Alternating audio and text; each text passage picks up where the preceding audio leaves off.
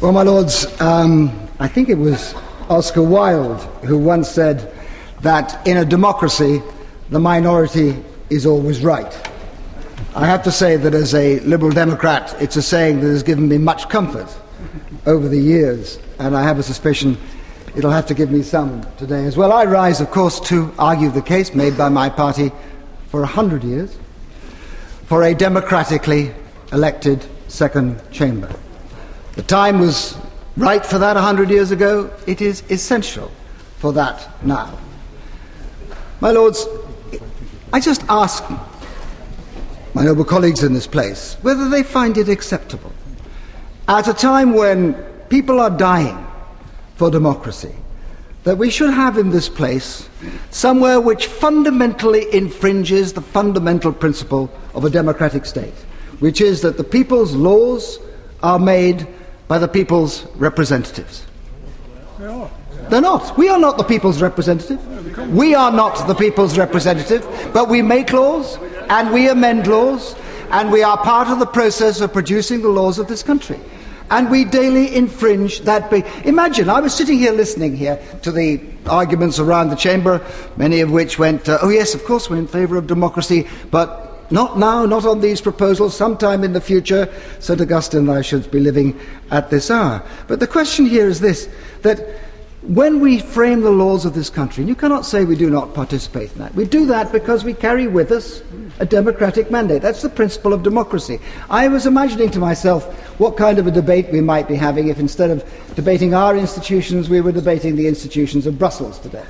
I can imagine the kind of thunderous rage that would be expressed against the fact that those undemocratic commissioners in Brussels are able to make laws that are imposed upon the people of Britain. We are undemocratic. We participate in that process. I was imagining what kind of argument might be made if we were discussing Italy, and people would have said, ah yes, but the Italian Prime Minister at present is not directly elected, is only elected by Parliament. My lords, we are elected by no one. We are, as my noble friend Lord Baroness Scott said earlier on, we are placemen here, no more and no less. I thought that went out with the Stuart kings. We are the creatures of patronage. There's only two ways to get into this place, my lords, and one is that you are a friend of the Prime Minister, or at least he doesn't object to you, and the other is that your great-grandmother slept with the king. There's no other way of getting into this place, and the people, the votes of the people, have no hand in this process whatsoever. I will give way, but allow me to make a little more progress. Allow me, if I may, just to make a little more progress, and I'll happily give way. The truth of the matter, my lords, is whether you like it or not, this place is a creature of the executive. We are a creature of the executive. When the new Prime Minister comes in, what he does, or she does, is help themselves to a replica of what exists at that place in order to give himself the power to push through the stuff that he requires, the legislation that he requires in this place. Are you really content with that, my lords? Are you really content with that? I recall very well, because I was partly involved. In 2004, the world's greatest Muslim democracy, Indonesia, went to the polls.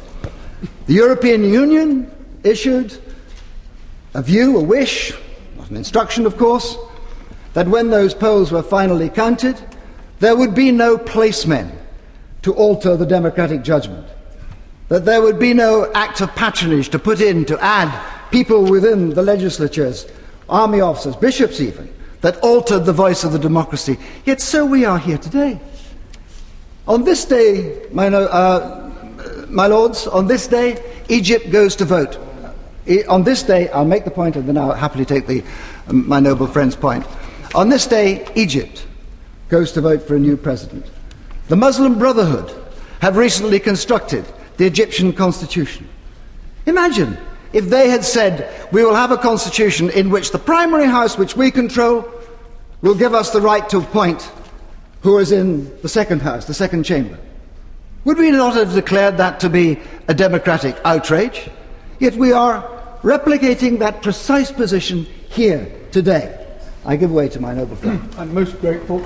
I listen always with huge attention to what Lord Ashdown says, not least because he put me here. But he did, I am a policeman, fair enough.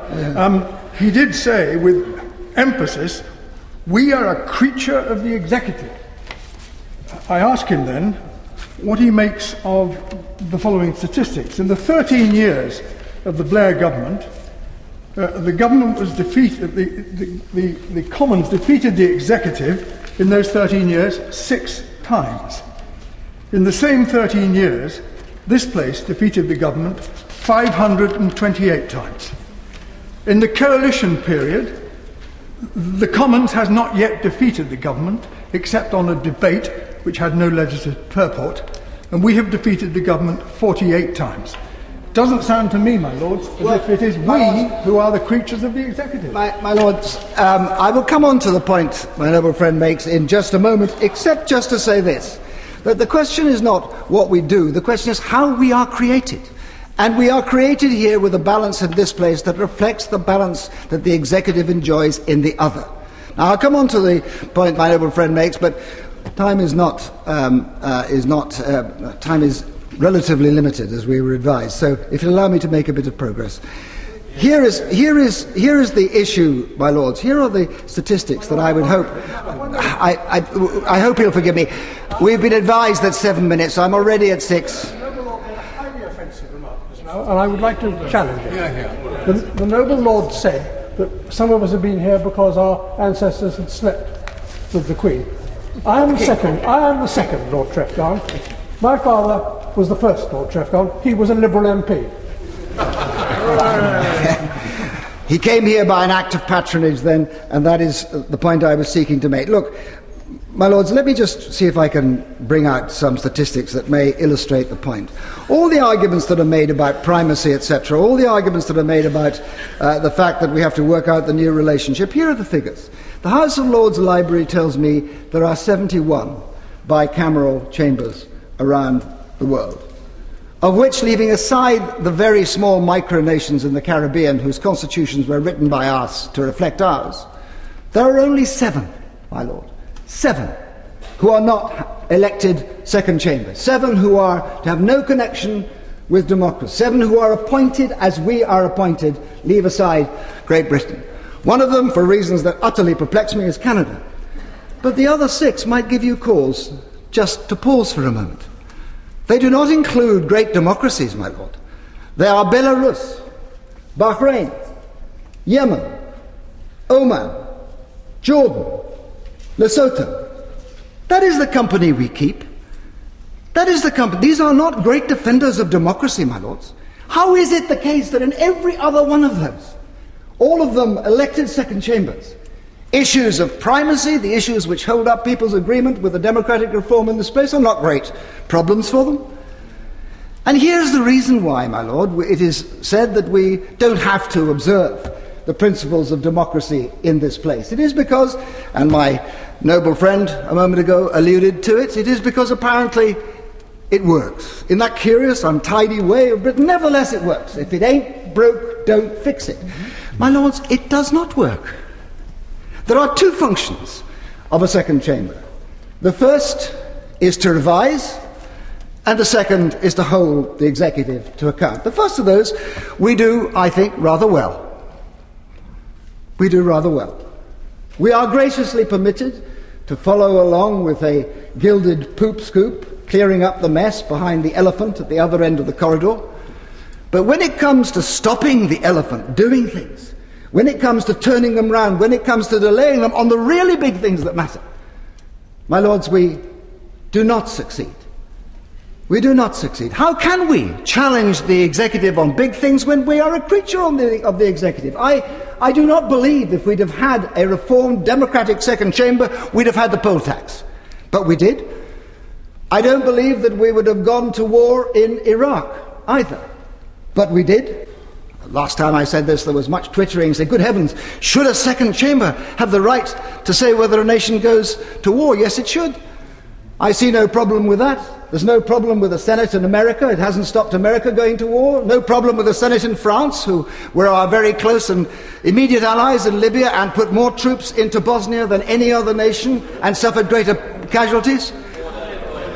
There is, I will make the point and then I will take the noble lord's intervention. There is one nation in Europe which perhaps is insufficiently able to take the decisions about military action when it needs to, and that is Germany. But in Germany, the second chamber, the Bundesrat, has no say over going to war. There is no reason why a second chamber should not be asked whether or not to ratify treaties, whether or not it's reasonable to go to war. Why should that not happen? Why is it possible everywhere else in the world, my lords, but impossible here?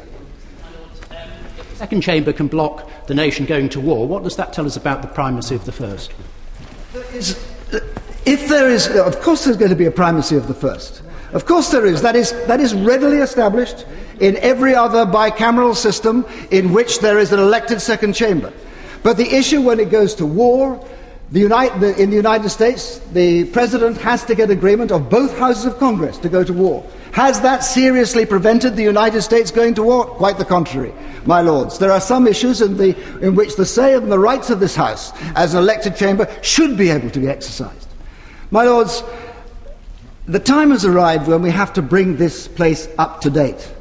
The time has arrived when we have to stop what is not only an anachronism, it is an undemocratic anachronism. We send our young men out to fight and die, and perhaps worse still, to kill others in the name of democracy, but we do not have a democratic second chamber in this country, as is the case in the vast majority of other bicameral systems throughout the world. Why is it they can do it, but we cannot? Is our democracy so ineffective? Are our institutions so weak? Is our democracy so immature that we cannot cope with what they can cope with? That we have to resort to the kind of principles that operate in Bahrain and Belarus? Because that's where we are. My lords, this place is an inaccuracy. This place is an anachronism. And it is an undemocratic anachronism as well. I am in favour of a fully elected second chamber, but if the proposition put forward by the committee as a compromise is the best one we will get through, then I will happily vote for that. And by the way, I believe it should be supported by a referendum as well. Right. But the reality of it is that this is a reform that cannot any longer wait. Our democracy is in danger. We have to start renewing the democracy of this country, and the reform and the democratisation of the second chamber is part of that process. We can't keep this waiting any longer, my lords. We have a proposition. We should take it. Do the business now.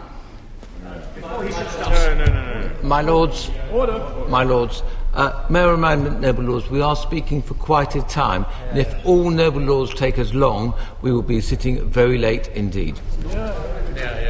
Before he sits down, I wonder very briefly if the noble lord can help me on one extremely important point. He referred to the most important element or principle of democracy, I think, as the right of the people to elect those who represent them.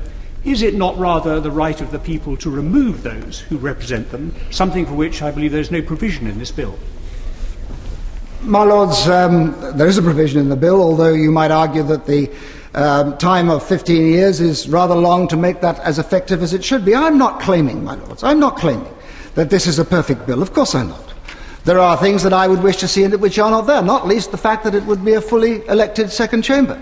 I'm simply saying we have an opportunity to reform.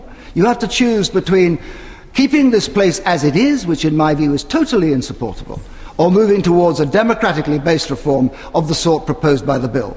The second of those may be a compromise, but it's one that I embrace with enthusiasm because it will at least start the process. Well, my lords, I am a placeman, a 1660s placeman, and I am very proud to have been in this house, represent my family for such a long time.